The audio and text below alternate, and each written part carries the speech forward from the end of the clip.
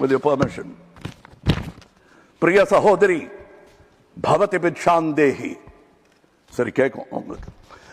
பிரிய சகோதரி பவதி பிக்ஷாந்தேகி என்று தெலுங்கில் இசைவாடி வந்த அந்த மாமனிதர் இசைமேதை தியாகராஜன். அவர் பிக்ஷா பாத்திரத்திலிருந்து எடுத்த சில்லறைகள் நவீன காலத்திற்கு உதவாது என்று தெரிந்தவர்கள் நீங்கள். நீங்கள் வெள்ளைக்கார கல்வி கற்றது கண்டிப்பாய் கற்பூர புத்திதான். அது காற்றோடு போய் பல ஆண்டுகளாகிவிட்டன.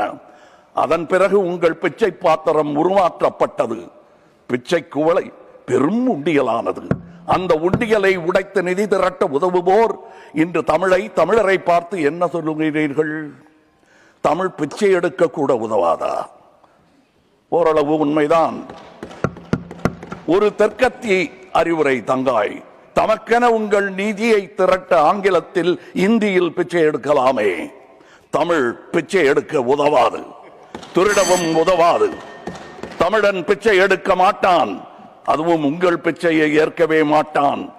தங்கச்சி, ஓட்டையும் நாட்டையும் இந்த கமலஹாசன் விற்கவே மாட்டான். உங்கள் சாபங்களில் எங்களுக்கு நம்பிக்கை இல்லை. Please conclude. உங்களுக்கு இருக்கக்கூடும் என்ற நம்பிக்கையில் நீங்கள் உணர என் திட்டத்தை சாபமாய் போடுகிறேன். கருணையுடன் நீங்களே ஏற்பீர். உங்கள் இஷ்ட தெய்வங்களை வேண்டிக் கொள்ளுங்கள். பகுத்தறிந்த தமிழ்ச்சித்தன் கூற்று இது. வினை உம்மை சுடுக, என்றும் எங்கள் நாடு நீடூழி வாழும். வினை உம்மை சுடுக, ஓட்டப்பம்பும் வீட்டை சுடுக. வந்தீர் வென்றீர் செல்வீர். இது உலக நியதி, அரசியல் நியதியும் கூட.